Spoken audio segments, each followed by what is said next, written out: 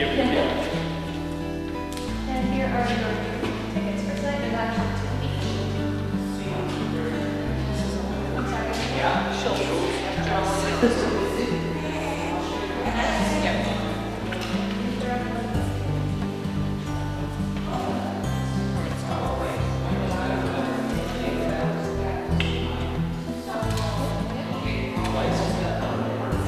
one back here.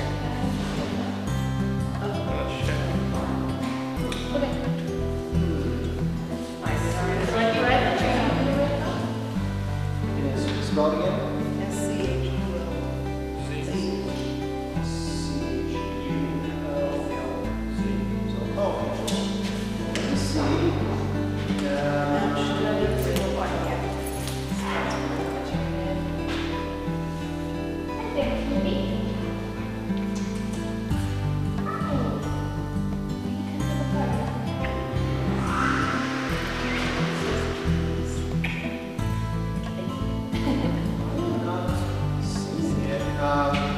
That's fine. We have plenty of space.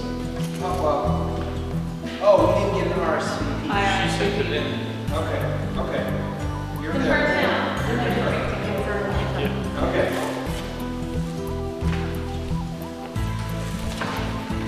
Thank you, sir.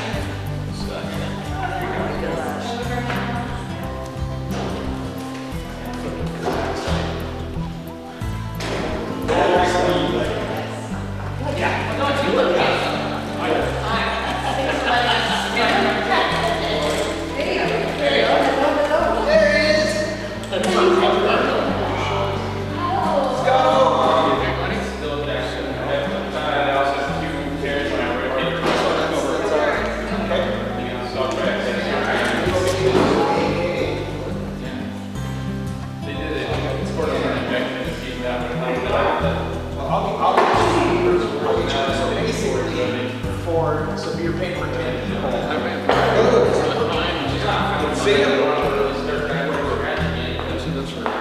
Sure. Hello again? Yeah. We'll give him his drinks.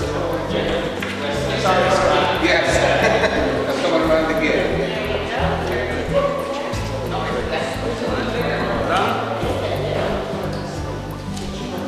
And it's getting not one yet.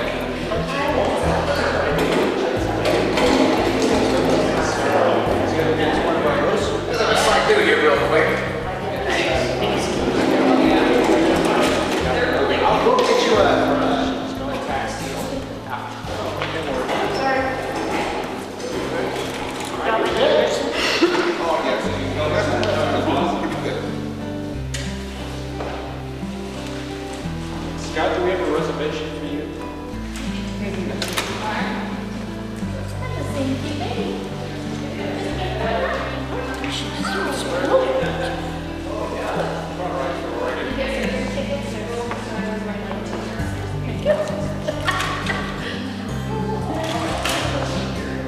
She got took, huh? Yeah. Pretty cute. Especially that afterwards.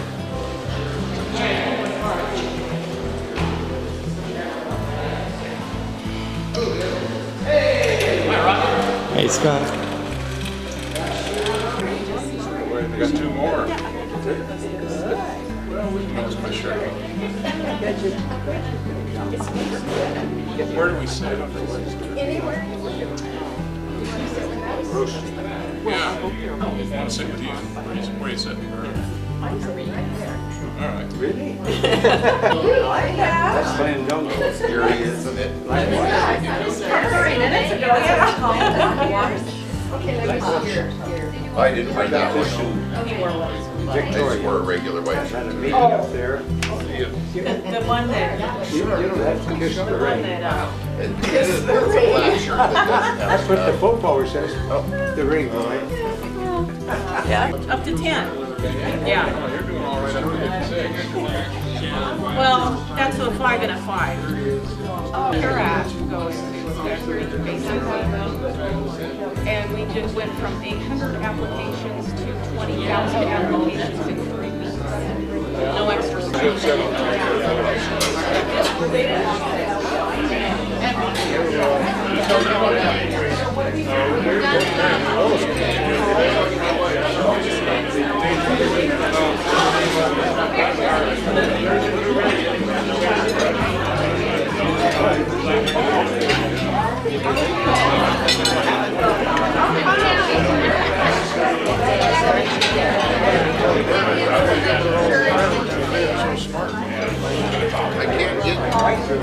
good buddy Gary Gage.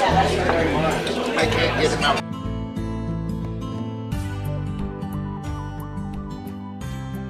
During the time that I was around, he ran a gas station in Tacoma. And I worked there for 6, 7 years. You learn a lot. Dad always used to say, you run, you do not walk to the pump island. Yeah. You wash the glass all the way around, and you smile. And he lived to be, what was he, 101 or 102? Well, 101 and a half. And the Masonic Lodge here gave him a life certificate at 100 years of age. We had a big party out at a little tree farm south of town here, and I think the one comment I always remember is he hoped that the Masonic Lodge would get their money's worth after giving him a life certificate for the next 100, you know. But then I took up some voice, especially in high school, and I took some lessons from a gal, Mrs. Rowland, in this little town of Sunnyside, who had been an understudy with Schumann, who's a great opera singer in Metropolitan Opera. And she kind of brought me along a little bit, and I did some solo work and some duets and things like that. Sang college choir, concert choir, and that sort of thing. So I've always been involved with music. And of course, Verna's a darn good flutist. She was first flutist in the Northwest way back in '49 in high school, both orchestral and band. And so I always say we played beautiful music together. But, you know, music kind of overlaps culture. That's one of the things I enjoy about Scott, you know, is watching him play the tuba and a few things like that. And it's one of the better sides that I've noticed. Right? All right. I played the E-flat alto horn when I was in the 4th grade, and then I switched over to the trombone, and I stayed in the trombone until I was in college or in high school. And then I played French horn for a little while, and then I became a tuba player, and I've continued that up until just fairly recently. I played for 38 years with the community band down in Albany. Show off and people look at you and applaud, whether they want to or not. It's considered the thing to do. Well, the farm living in that day, Dad was working daylight till dark, armed with horses then. In fact, I didn't know horses had heads until I was about 12. Spent all my life, you know, behind a horse, plowing, disking, elevating, whatever. Milk cows, started milking cows when we were young, and you know, by the time you do part of a day's work and you have breakfast, then you work. So there wasn't a lot of energy. Well, communication wasn't that interesting or exciting in the day. Weekly newspaper, radio was not the kind of communication that we have now, so you didn't talk about what so-and-so was doing in Washington, D.C., and those things are pretty abstract. So it was schoolwork, in the fall we'd all pick hops, earn enough money for clothes for school, a pair of shoes. Really didn't have a lot of time to just sit around and talk about the weather and international politics or whatever. Impressed upon me is you tell the truth, you don't lie, you don't cheat, and you work hard. That was basically it. You run, you do not walk to the island, wash the glass all the way around. That was basically it. Keep the restrooms clean. I think kind of an aside, as the only son in the family, I think I always wanted to work as well as or hard as, get as much done as my dad. And I think when I was 10 or 12, I could pitch hay and shocks and do the hard work of the day like he did. And I probably did it pretty well.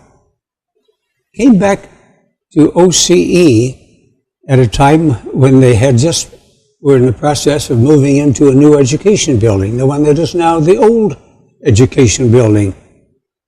And I was involved then in developing the University Counseling Center, a counselor education program, and then a silly little thing called preschool television. We brought the best writers, producers, actors, people in preschool television from all over the United States. They're on campus, the only one ever held. We worked hard that summer. I also had taken over the counseling program that I had written and created. But the interesting thing, that preschool television is now Sesame Street. But it's been fun to watch. It's kind of interesting to go through the aging process. I'm 86 now, and Verna's 82, and still playing flute, and she's going to play Amazing Grace with an amazing kind of musical character next week. And she played in the Pop for years, and in the reconstituted band here in Monmouth. But it's a different process to watch how we evolve, and to look at it over 60 years. See how we change and how we mellow out about a few things. Once in a while somebody stops and they say, have you ever thought about, or we need a little help, or we've got this bond issue, and often it's a personal contact. And I think that the same thing happened when Scott and I got together about 15 or some years ago and got talking about scholarships and so forth. And so I guess my life has been involved in service and work. And I think I've grown, and I've had some great travels and involvement in different parts of this country as a result of it. But I didn't do it by design. Well, I don't know whether I was good. I had fun, and we accomplished a few things. I guess that's kind of the way it happens. I don't know. You ever wonder? Yeah. Just don't think about it, you just do it. Yeah. I don't know where I got the idea. Dad was worked long hours and didn't have much time for anything of that sort, but I just kind of graduated, drifted into it, I would think. The first thing, as soon as I turned 21, I remember I joined the 28th Legislative District Republican Club up in Tacoma. We hadn't elected a Republican out of that part of town since the Hoover administration. But,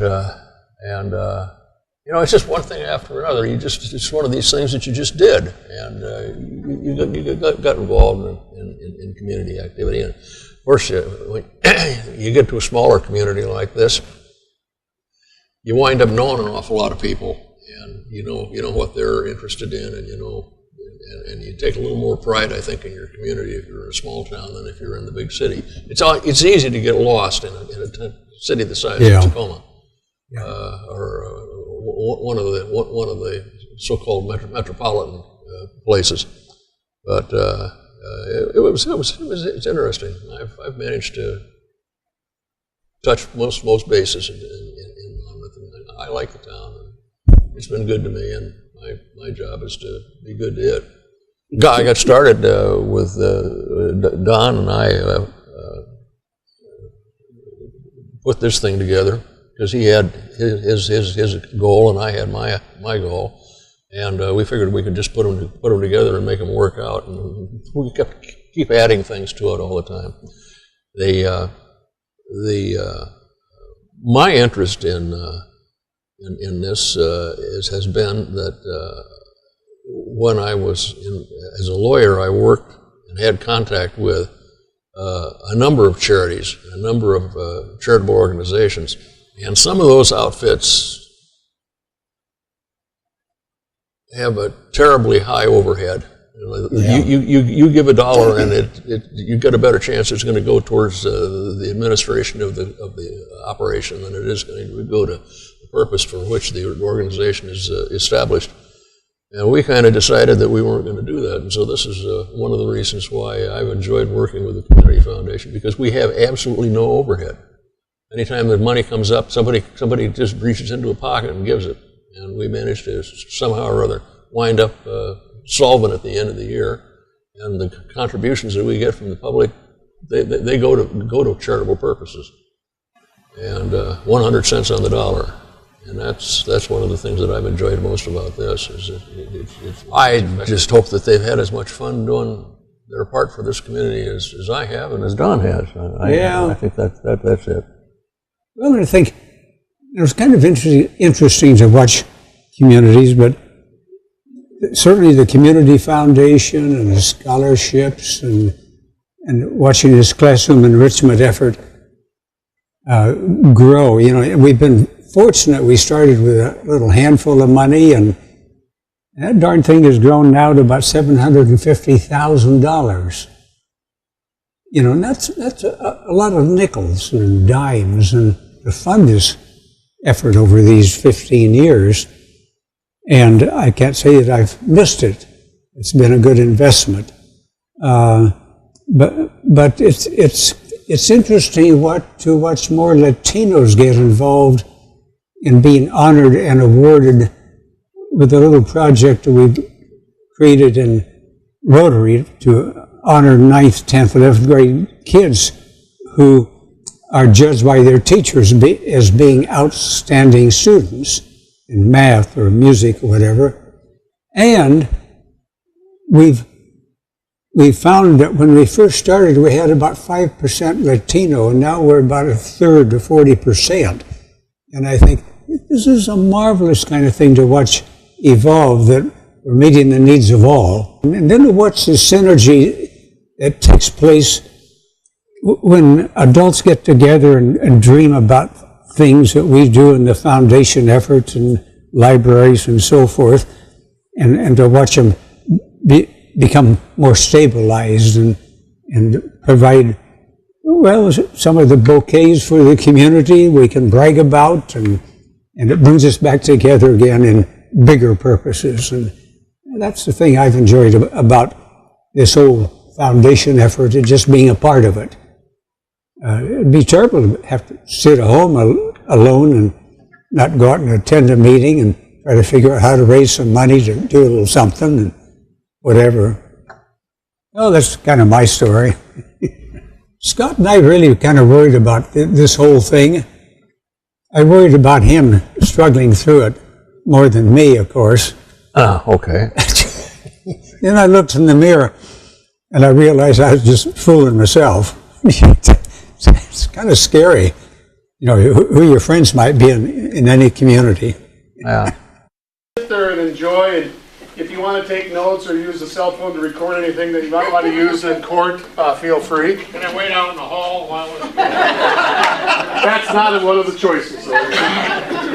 So we'll start off with John Hasbrook. And John, remember John with the big blue sheet and the little blue sheet?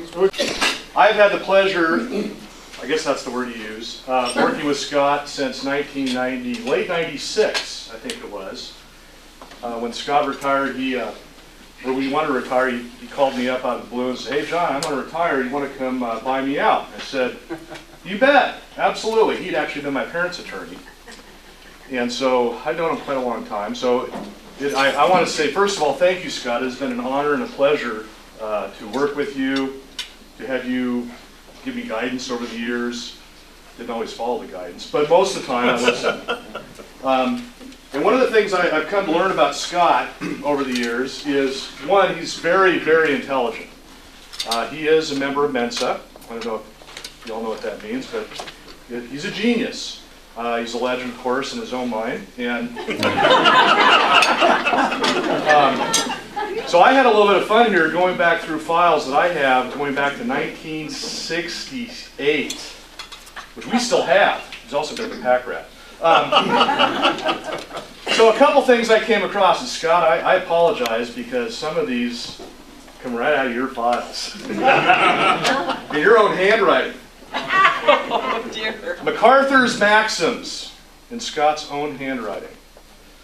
I'm not going to go, some of these are not ready for prime time and be a little bit late.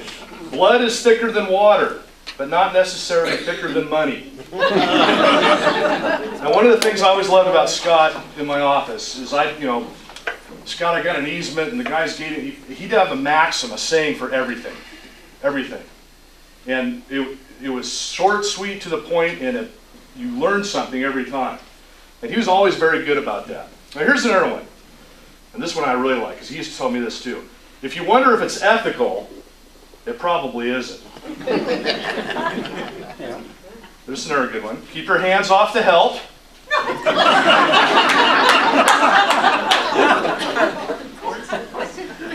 Where's the wise? Partnerships only work when you're making money. Now,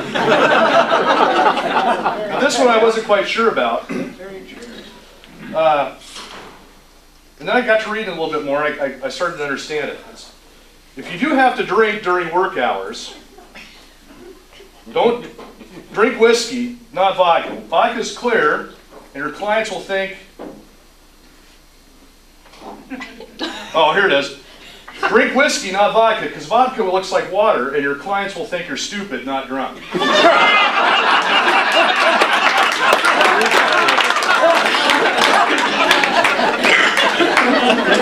When you wrote that, which one was it? Now here's an appropriate one for where we're standing today. If government builds a building, it will shortly fill up with people who will find something to do. Now, as I've said, Scott's got a bit of a sense of humor to him, and a bit of a way of writing letters. And I've come to read many of his letters over the years, and one of the things I always liked is he always starts most of the time his letters with, "Dear friend." Whether it's your friend or not, he always started the letter that way. Well, I came across a letter that he wrote in 1985 to Fred Avera. Those of you that know Fred Avera, this is when Fred left private practice and went to the DA's office. And then from there he went to become a judge. So this is the letter goes on for a little bit, but basically this is the letter that Scott sent to Fred. I understand you are leaving private practice to go to work for the district attorney's office. They are having a party for you. I cannot be at the party. I am in Honolulu. As much as I like and respect you, Fred, I would rather be in Honolulu. Now that was just, that was how Scott wrote. You got the point right away. Now Scott also was very, and always has been, very fair and even-handed. For those of you that may not know, Scott, of course, has been an attorney in this town since the Jurassic era. And for a while he worked as a judge. So one day, back in the 60s, he had a woman come into the Falls City Municipal Court. She had a parking citation. Might have been one of you. Said she wanted a trial right then and there. So the police officer, who was Ron Brown, was present, and Scott said, "Let's have a trial." So the officer was sworn in, and Scott asked him, "Where was this car parked, Officer Brown?" Officer Brown pointed out the window of the city hall, kind of like where we are here, and said, "Right out there where your car is parked."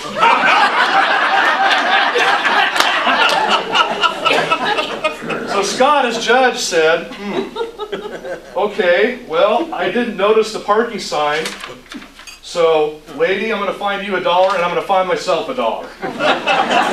Fair and even-handed. I like it. Now, I could go on and on all night, but I'm going to not do that. Although I did find one little statement here. This is from Scott's memoir file.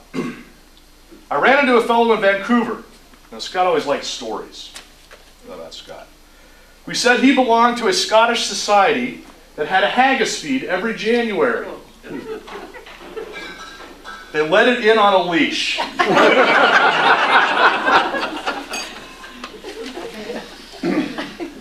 Another one of Scott's notes, one that's important for everybody to know if you know anything about law. There's no such thing as justice. Do you want to go to court and leave your future in the hands of 12 people who aren't even smart enough to get out of jury duty? All right, I could go on. One of the last little points I want to talk about, it's been a pleasure, as I said, but this is my own personal anecdote. Scott has, for the last many, many years, he'd come into the office in the morning, and I'd ask him, "Scott, how are you doing?" "I'm up." That's what he would say every time, and I like that. Scott, thank you for the pleasure, and stay up.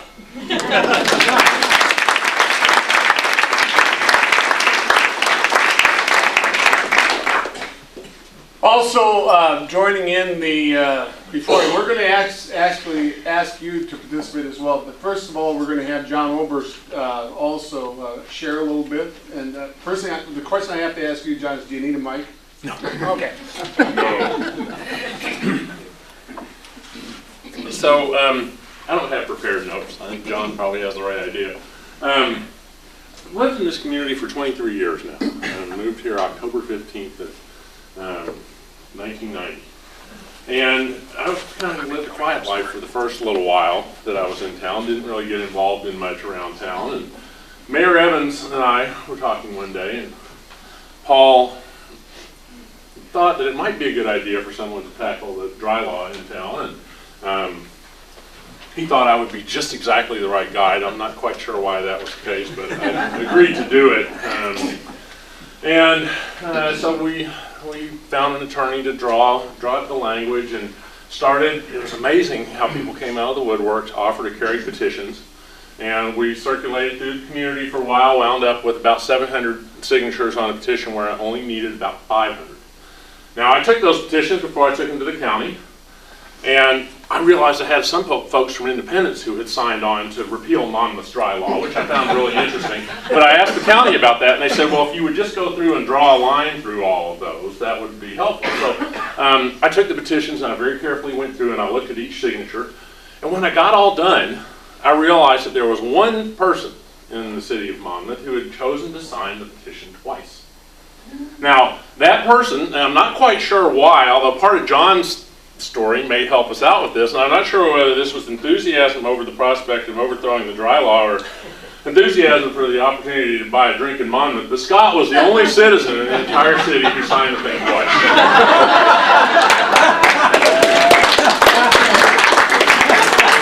Now, I first encountered Scott long before this. He gave a little talk at the Monmouth Library on the history of our fair city, and my wife and I attended that because she'd heard wonderful things about Scott and his stories, and sure enough, it was a good story. He's written a little book, some of you may have read that, about the history of Monmouth. I shared that with a guy who we, the city, are working with to try to get some development going downtown, and he read the book and he said, oh, okay, now I understand. So Scott's book has done a really good job of laying out the history of Monmouth. And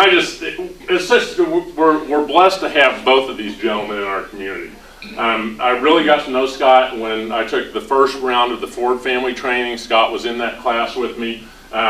Great experience. Don sold me my first 4 Christmas trees that I bought in Monmouth. Don't know Don near as well as I should. You're lucky. Wish I knew better. But here's the thing that really struck me as we came into this evening. Every time I'd start to talk politics with Scott, he'd say, you don't want to go there. Because, you all know, I'm kind of a liberal guy, and Scott's maybe a little bit more on the Main Street conservative side. Don is, I believe, a little bit more on the liberal side. And here's these two guys who have come together and formed this thing, this Monmouth Independence Community Foundation, for the good of our entire city. They put all that stuff aside and said, here's what's most important, and that's the community we live in.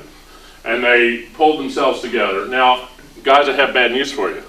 And that's because of this, I've arranged a flight to D.C. because somebody's got to go there and straighten these guys out. Okay? So that's about, you two are the best I can imagine to do. And I just want to thank both of you for everything you've done for our community, and I'm really glad to be here tonight, and this is a great event. Glad to have both of you here, and thank you so much.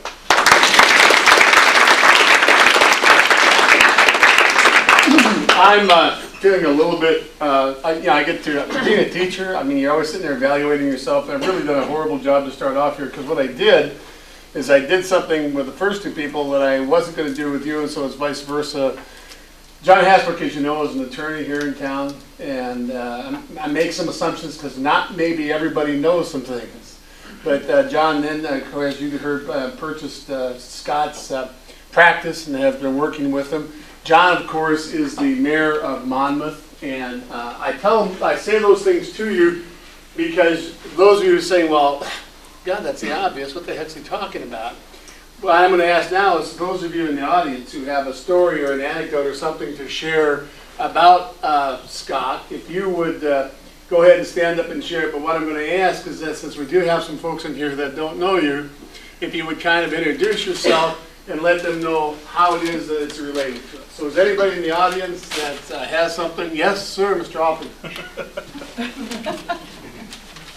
A brown bag. A few words first about Don.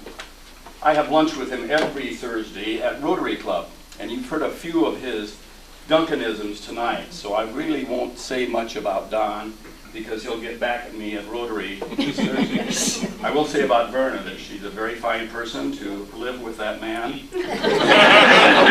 She taught my two older children well at campus. Henry Hill. And they turned out fine too, so we love the Duncans, and Don used the word flutist, and I thought the word was flautist. No, What's correct? either one. Okay. Remember that. Well, flute is, you know, that's English. Flautist, I think, is Italian. So, Earlier, this book about Monmouth, Oregon was mentioned, and so I brought it along tonight. I have, looking around the room here, I probably have known Scott McArthur longer, maybe, than anybody else in the room. Scott was a reporter for the afternoon newspaper in Salem, the Capital Journal, back in the 60s. And he was assigned to cover the independent city council meetings, and I was a council person. So that's when I first got acquainted with Scott. Now, all I say is not true. Scott will correct me, believe me. So that was 60 plus years ago. It's been 60 years of friendship. We're solidifying that even more in recent years, and especially after I retired. And we get together at Rick's maybe every 4, 5, 6 weeks and solve the problems of the day, except the weather, over a cup of coffee. Scott obtained his law degree finally and his license to practice. He called me up one day and he says, Al, he says, I want to open a legal office, a attorney's office in either Independence or Monmouth. What do you recommend? And I, being a downtown Independence Main Street businessman, I said, well, Scott, Independence, of course. Scott opened his office in Monmouth. Not long after that, I hired him to take care of 2 legal matters. One of them involved a small tree in my yard. And I felt that the neighbor, in doing some trenching, that the trenching machine had ruined the roots of the tree and killed it. We lost the case. Later, there was a matter, personal, that I won't mention, but we also lost that case.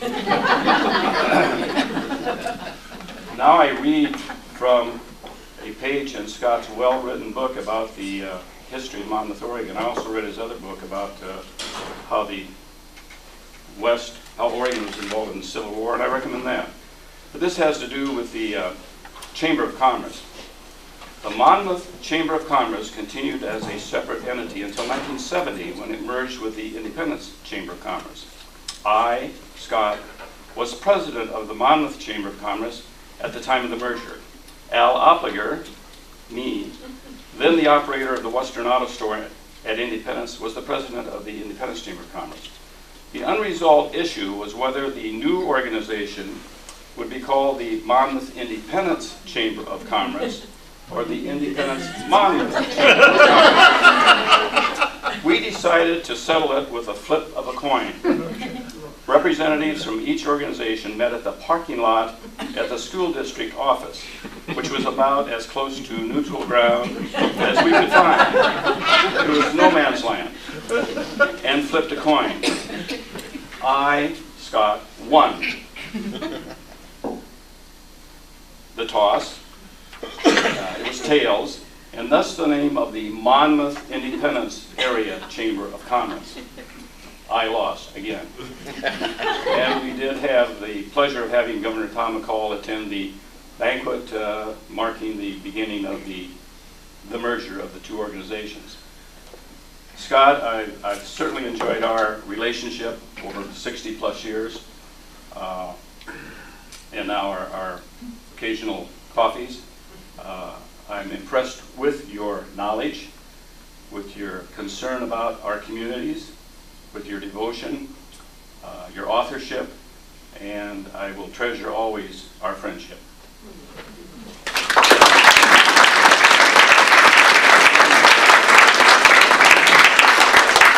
I had no idea that the coin toss idea was actually yours. Truly what I'd like to have you all think is that, holy cow, you did all that research and found out they did that. No, I just said, what the heck, let's do a coin toss. I wish I was smarter than that to take credit, but I'm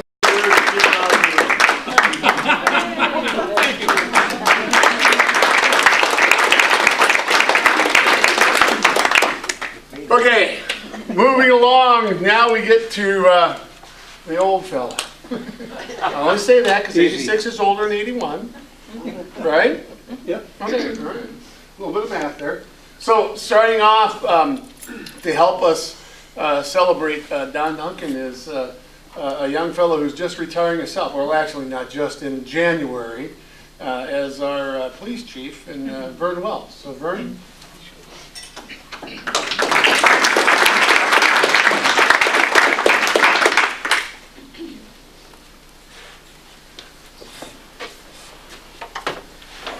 Well, good evening, and I appreciate the fact that you all were able to come out tonight and join us for this. And we are recognizing two very special individuals tonight, Scott McArthur and Don Duncan, who over a decade and a half ago started a community foundation.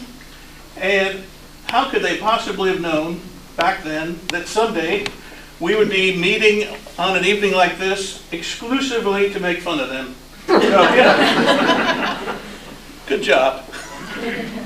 Listen, before I get started with what I've got to say, I want to tell everybody that everything I tell you has been completely validated by really old people. I mean, your friends. But I really wish I could tell you that. The truth is, I've made most of this up. But, you know what are they going to do, fire me? So, before I get into talking about the gentleman, I do want to say that I went by the registration table this evening and I heard that some people were a little startled about the price. And I just want to say, what happened, this always happens when you get an attorney involved. And before I get into Don, I do want to say one special thing about Mr. McArthur, and I want to recognize him for his service to this country in the time of war. And so he did tell me he was in the Army, which suggests to me that he always wasn't as smart as he is today. But I didn't dig into it too much. I know some people have memories of the war that are harder to take, so I didn't really dig in and determine whether he was in the Confederate or the Union Army.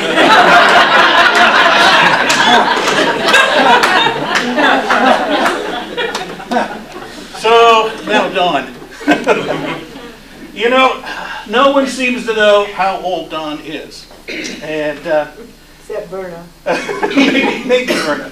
But I got a little perspective in my research.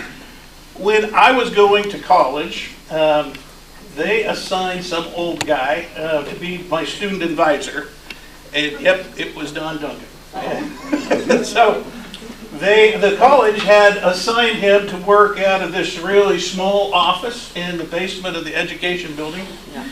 So I'm thinking that the college knew something back then because they already had him working 6 feet under. In a very small office. Yes, it was. So how old is Don Duncan? Well, I don't know, but I was a kid when he was an adult, and I graduated from college and got a job and gone through a pretty long career, and now I'm about to retire, and here you are, still chugging along. So, through my preparation this evening, for this evening, I never actually found out how old Don was, but there are some there are some indicators. For example, he told me he had picked up this really wicked apple pie recipe from a couple named Adam and Eve. So,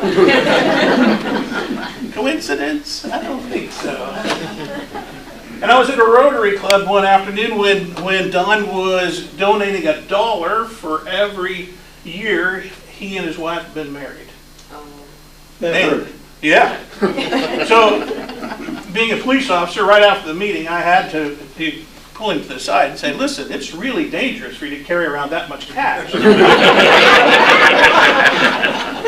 And to tell you the truth, I didn't even believe he could possibly have been married that long.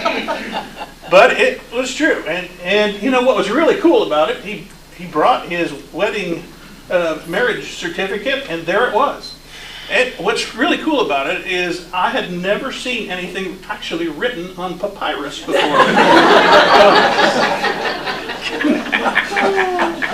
Yeah. Told you, Don. And listen, I've heard Don tell people before that when he was young, not all of his family had indoor plumbing. Well, the truth is, they didn't have outdoor plumbing either. And when I first heard of Don Duncan, I thought, you know, I'm a police officer, I'm really going to like this guy. But I was disappointed.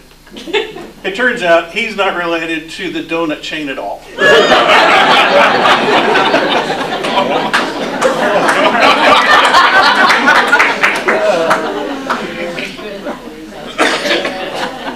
Scott, I have to tell you, Don and I were walking through the cemetery the other day, and we passed a headstone, and it was inscribed, "Here lies a good lawyer and an honest man." And Don looked at me and said, "Why do you think they put 2 men in that?"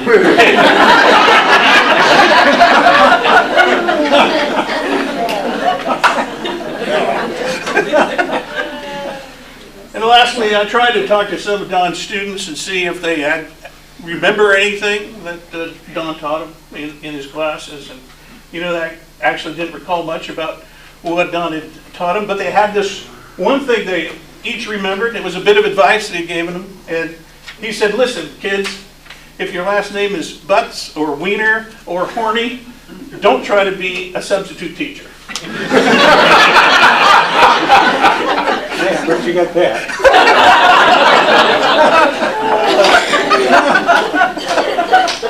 Anyway, I've heard it said that age is a privilege that's denied to many, and I certainly agree that that's true, and these two men have used their privilege very wisely and to the benefit of all those around them. Gentlemen, I definitely admire you both. You're both creating a very positive legacy for this community, and a legacy that has and will continue to improve our community and the families that live here. Thank you very much.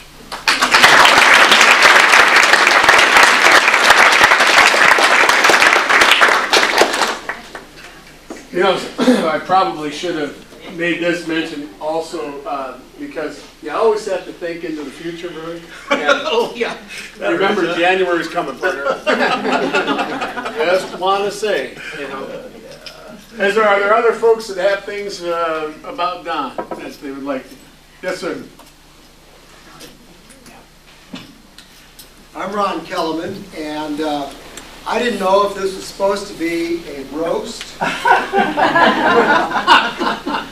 In case it is, well, or a toast.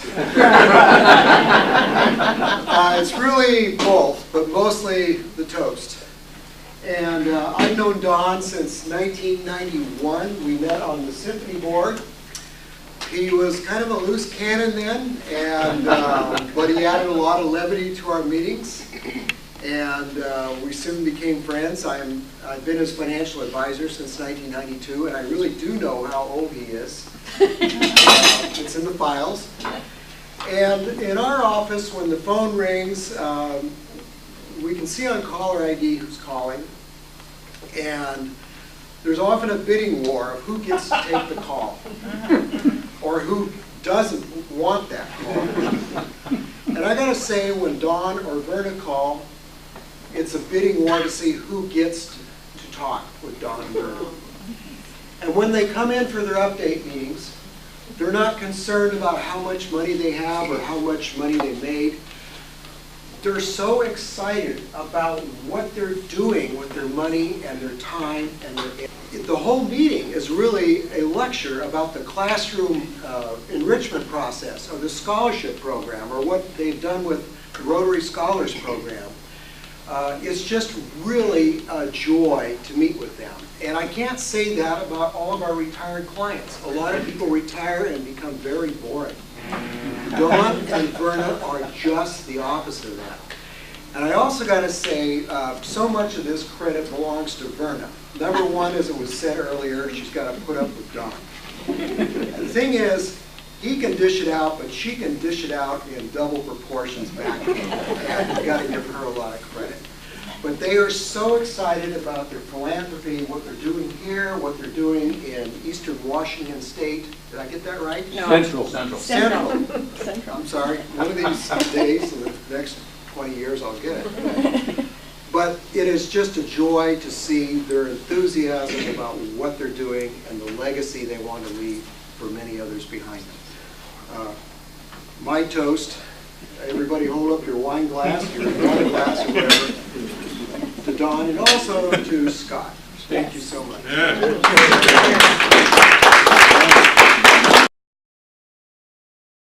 I am an early student of Don Duncan.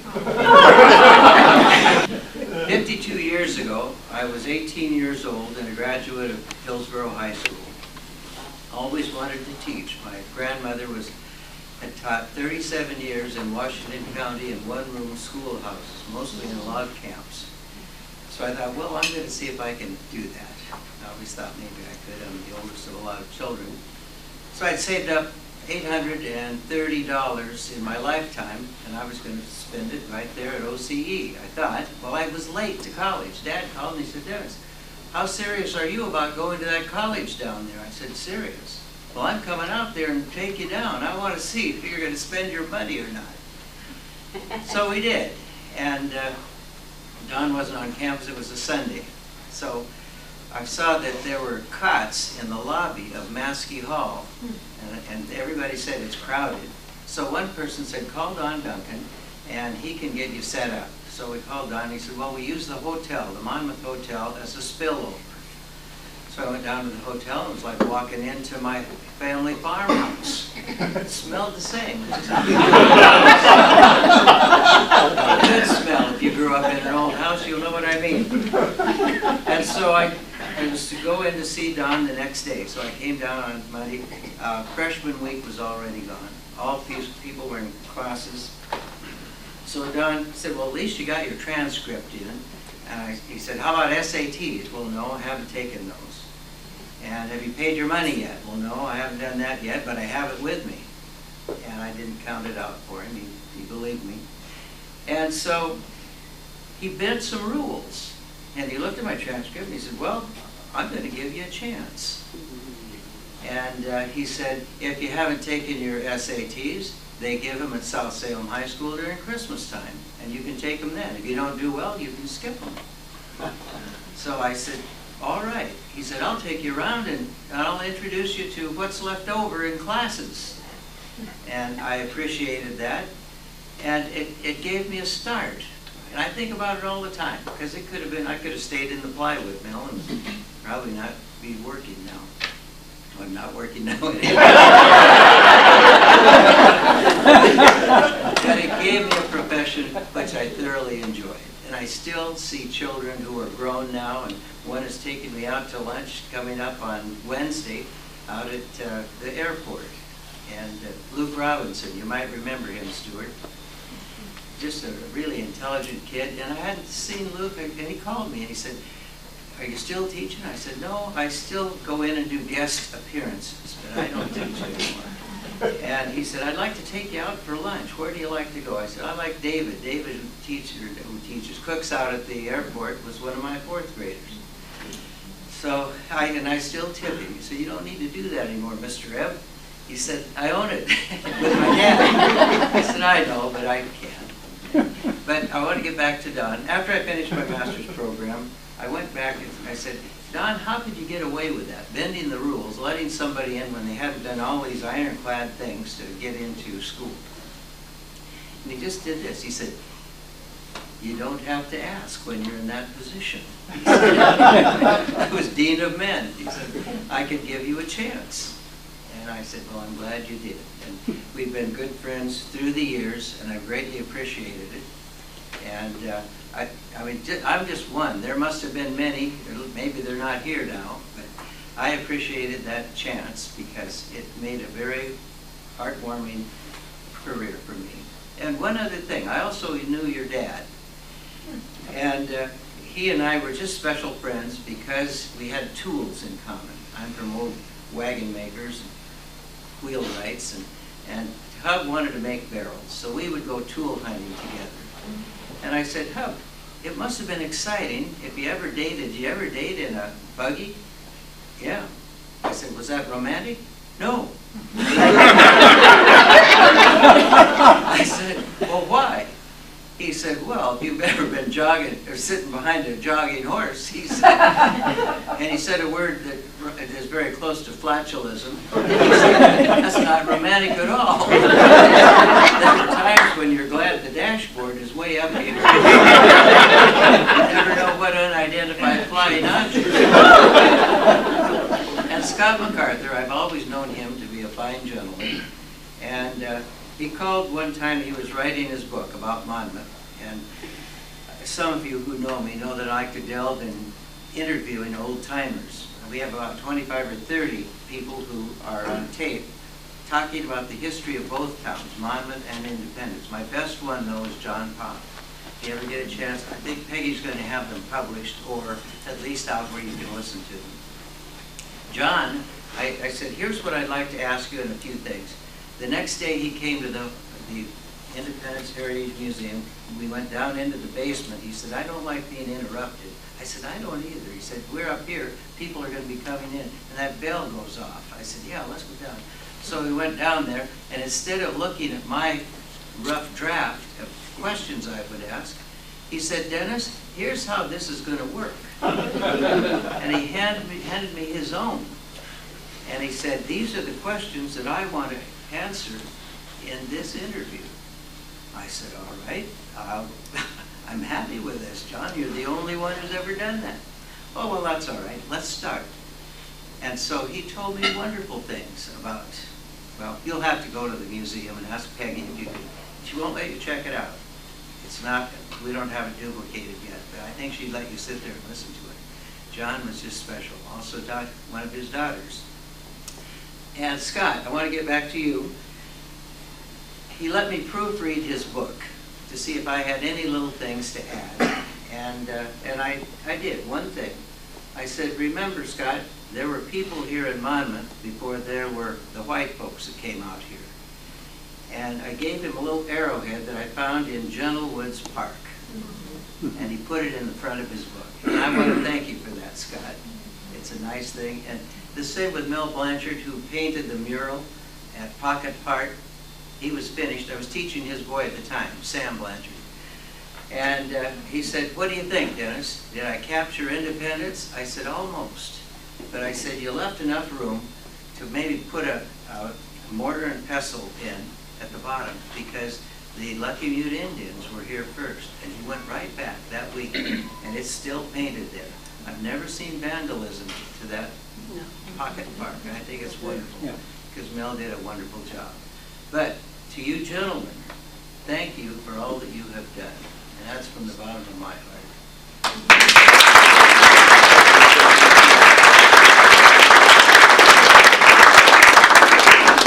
Are there others? Ahoy. Oh, I'm sorry. I'm having an intimate relationship with this post here. I'm not sure how to That might be too much information. Oh, I'm only getting started. My name is Mary McNeil, and I've been Mary McNeil almost 50 years, but I've known Don and Verna longer than that. I wasn't even breathing when I came as a freshman to OCE. I was a country kid who earned her way picking strawberries, or you name it, hoeing and all that kind of work, and Don understood that. There were a lot of us farm kids there, cool. We didn't have a lot of polish. You mean you use forks at the table, not eating with your knife, that kind of thing. And so he was Dean of Men and was going to drive to a place that no longer exists. It's all part of Lincoln City. It was a little place named Nelscott, and they had a wonderful crooked house. No floor was level, but we college kids didn't mind. We were going to have conference, and Dawn was driving. Some of us who were just barely learning to breathe by May, and school was almost out. And so I didn't say a word, I just listened. And Dawn, this will surprise you if you don't know Dawn, he was able to talk all the way over to I didn't have to say a word. I had a wonderful time. And over all of these years, we've been, for a short time, neighbors, and we have another neighbor who's here who's moved into where they were. For those of you who knew them when the Christmas trees were short, now there are a lot of owls and all kinds of things living in a very big forest. But they've been generous to this community for longer than most of you have been in this community. But my husband and I have been here a long time. He came in 1960. I came in 62. And a lot has been made about Dawn's age tonight. But if you've spent very much time with Dawn, you know that he not only has a funny bone, he has a punny bone. And he will remember, and he will turn that around and make some lighthearted groaner out of it, and you just feel better about life. And he has that gift, and not everybody does. And so I thank you for a long years of friendship. I'm going to quit before I cry.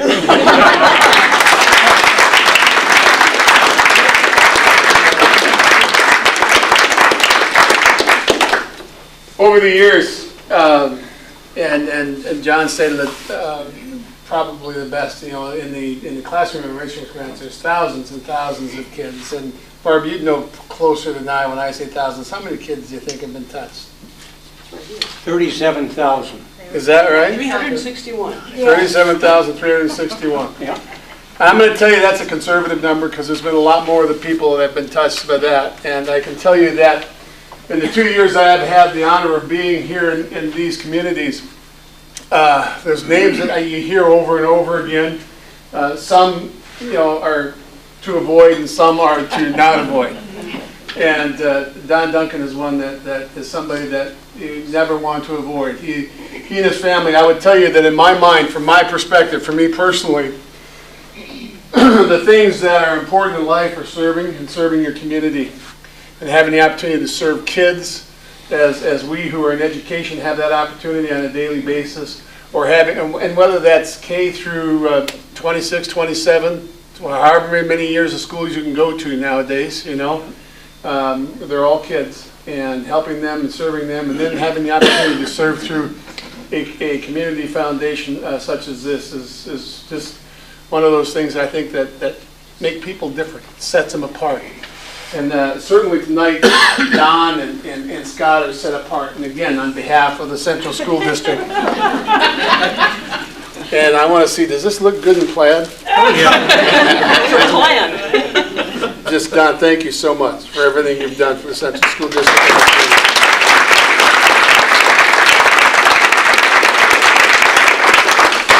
Normally at these functions, when we're done, you allow the people to speak. Not now. I'm just teasing. Never second guess the superintendent. I was kind of jealous because Scott had a letter, and I think I worked on 3 or 4 bond issues. One we lost for the high school by 9 votes. When we passed Ash Creek, that was kind of interesting. Then they decided to name the darn thing. And according to Dan Cannon, who was on the board at that time, they wanted to name it the Don Duncan Elementary School. But I had to prove I was dead.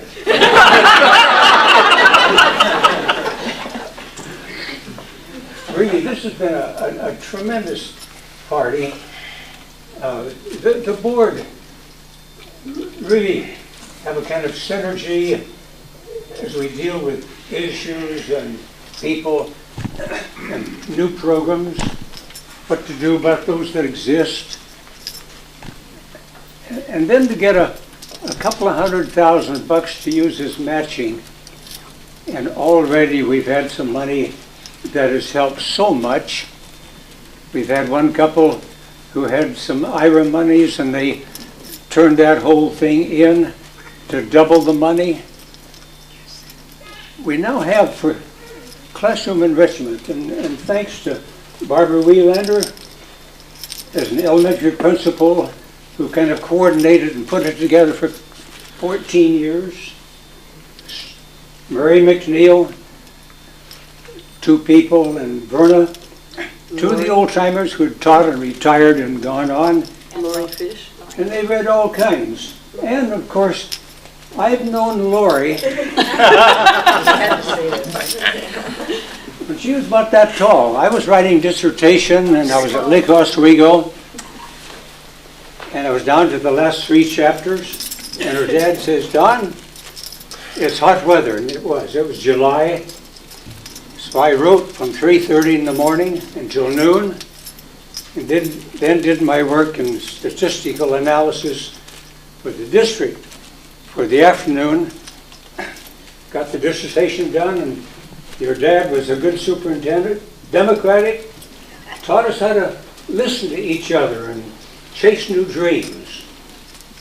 And that's part of what this whole thing was. When Scott and I started in that era, and we and I kind of puzzled what it was, and as it evolved, it was scholarships and classroom enrichment. Then I'm not sure how it happened, but we added the 2 libraries. I was appointed to talk to the 2 library boards. And we had a museum that was just underway. And I talked with Dennis, and Dennis got me in with the museum board. So we added those entities. Then we had a gal who'd taught preschool, had a doctorate out of Columbia. Excellent teacher, Mildred Kane. Anybody remember Mildred? Not many. She left $55,000. And that turned out it didn't quite fit. It went to the Independence Library. And so it's been a process of 14 years of wishing we had somebody leave us some money, a farm or whatever. But it's grown, it has evolved. We now have right at $750,000 endowed. Ben, where's Ben? Ben's been very helpful as part of our committee to help us put money together. So it's been a fun trip. Verna and I have enjoyed it, and we hope we're around for another. I'm looking, Scott's the wise old guy who said, let's put some money into a sesquicentennial bit of money. That was about $1,900, and I think $2,600 now that's grown. To realize in about 40 years, we'll be ready for the next big party for the Monmouth community, and Scott and I are going to be there.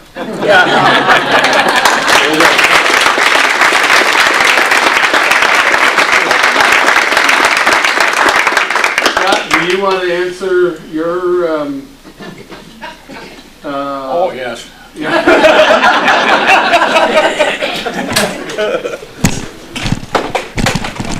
Let me creep to my feet here. All right, I'll move your chair out of the way, so don't sit down in a hurry.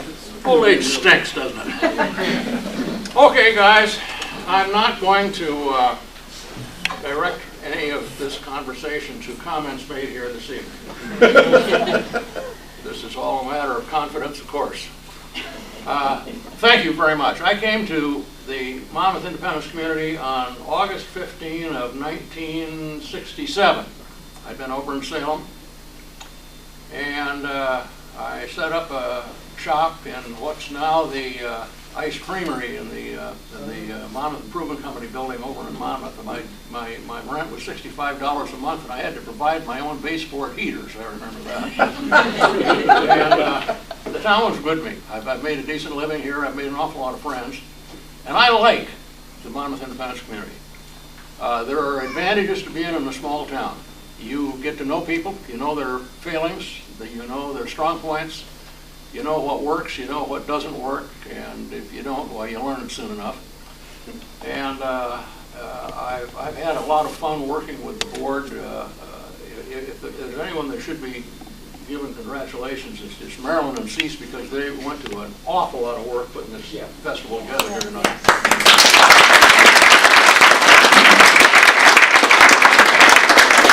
They've been truly good hard workers on the board for many, many years. We've got a good board.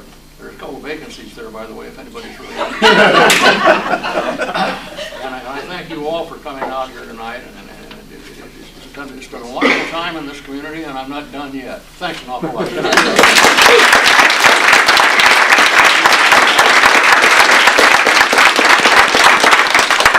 Okay, just a couple of more things here. Ben, Meyer, Cease, and Maryland, if I could ask you, I would say join me, but I'm not up there.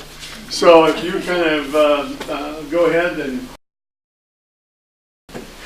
Well, this was actually envisioned as an evening to honor Don and Scott, of course, but really a chance to thank all of you for your support of what we're trying to do and what you've done in our communities. Marilyn and I are sort of kids in the community. Comparatively speaking.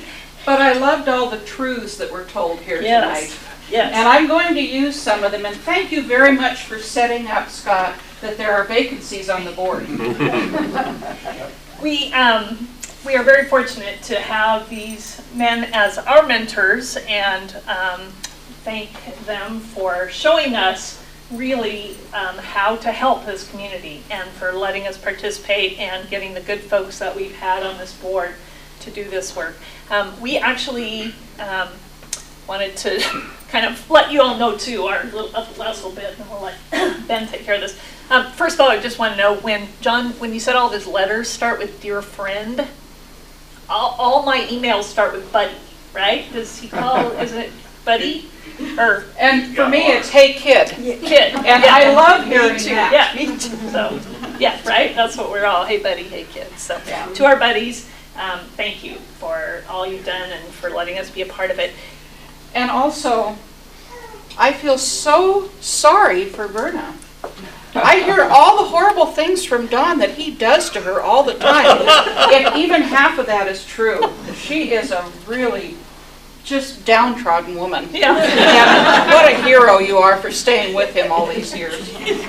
But she's the one with all the talent and the brains. That's true. And God knows the looks. Yes, absolutely. She got something out of the deal. So, thank you for joining us. Ben, you want to go ahead, and then we've got one little thing before we let him leave. Sure. So I'm here to make the ask, certainly tonight. Everybody enjoys, I know you all enjoy fundraising and asking people for money. I don't have a problem with that. But a lot of times, usually I can give it back to people later. In this case, it's certainly not. But one of the things, I want to say a couple of things that I think is really important that Scott touched on in the video. That's something that both these gentlemen have set large shadows for our board as we go forward, is the fact that when Scott said we try to run this thing as a nonprofit or as low cost as possible, that's absolutely right, and that's something that I'll take forward with me in all the things and all the boards that I've served on, is try and do things at very low cost. So when we talk about putting money forth, we want to let you know that it is going to go all towards scholarships or into the classroom for those teachers. And so that's, I think, probably the most important thing, I think, of our foundation, as we've all kind of gotten together and pitch in and talk, is that all the stuff tonight, the money that you're going to give, none of it's going to go to pay for this, okay? And our founders have kind of proved the way on that, at paying for a lot of the meals and things. So the ask I want to make is help us build, our endowments Obviously, we manage money for other entities as well, but mainly the scholarship, certainly in the endowment, is the scholarship and the classroom enrichment, excuse me, are our two main focus, and these two gentlemen have kind of taken on both. Scott more with the scholarship, Don certainly with the endowment from there. And we certainly want to continue to grow those. You can see the amounts, and these are not totally accurate amounts because we pulled this off our June balance sheet. But anyway, when you think about 4% of our endowment amounts, which is about what we're trying to take out each year in there, we're trying to be able to generate quite a bit of money per year. And Don has done a great job with the endowment of generating roughly $12,000 a year that can be pretty much given forever, and that's quite the legacy. So we would certainly like our scholarship to get there, and so our goal, we do manage $700,000 to $800,000. Not all of that is in the endowment, so we have some in non-endowment, and so my challenge and ask tonight is help us build those numbers up to $250,000. So literally we have $12,000 that we can give every year for forever, and hopefully even beyond that. You can see we're getting there. And one thing I'll say, whether it be Western's Foundation, which John Hasbrook and I serve on, or in this, when Scott came to me and said, well, we got some oil stocks over in Dallas, about $55,000 in an account that we want to take care of, and amazing how that's grown, from just even 10 years ago. And so, from there, the other vision I think this community foundation has had, and why we've taken on the libraries and some of the other organizations we have, is when somebody gives, they certainly can, as Wilma Hine has given some to the library, the Monmouth Library, we've made it where people can give money and break it apart, and it's all going to stay in your community. And again, because we try to keep those costs as minimum as possible, I think we have the biggest bang for the buck with that money.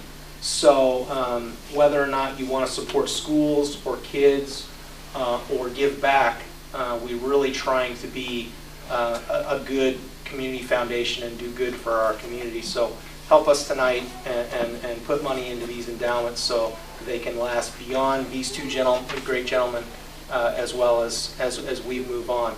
One quick thing I will say about Scott, which is a very interesting story, is when you get on the foundation, a lot of times I was asked, well, it was one of those things where they had already voted, and so it's a very unique way of getting on the board. So now we just kind of vote, and so if we see your name and you get asked, just know you've probably been pre-approved. So, yeah, I did. I don't know how that works, but certainly, and I want to thank Sally over here, Sally McClure at John's office. She snagged a few photos off the walls and scanned them for me. So anyway, that's how I managed to sneak them. Anyway, thank you very much.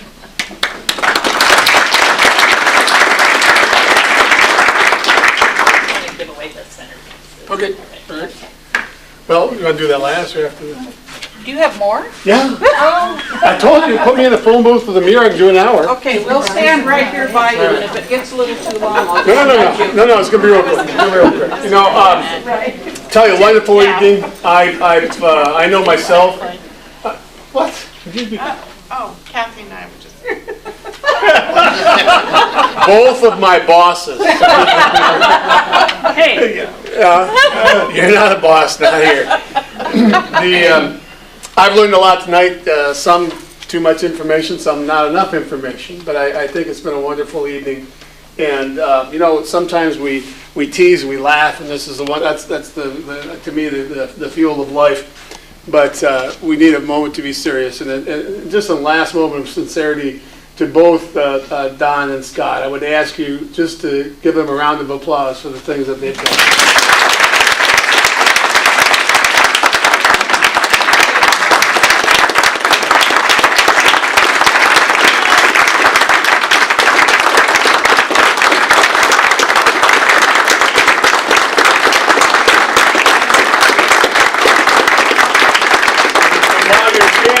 join me in a couple of toasts.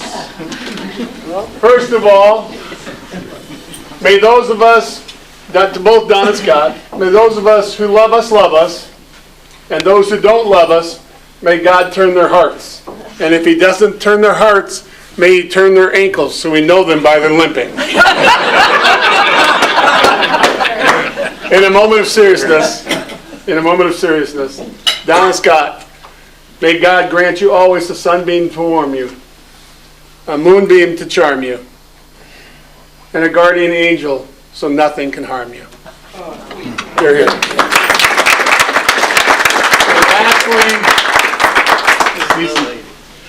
We would like you to, we would invite you to take the flower on your table home. I realize that there are 6 people sitting at each table and there is 1 flower. So let's make this a democratic process and decide who gets it. And if there's any fighting, you have to stay after. Ladies and gentlemen, thank you very much for joining us. Have a very safe trip home. Thank you very much.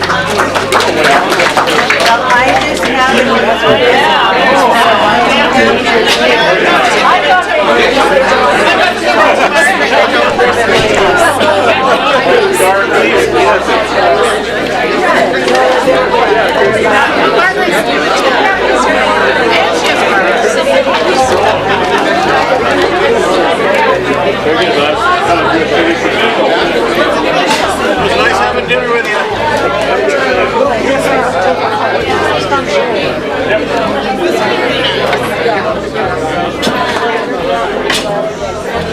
John, thank you.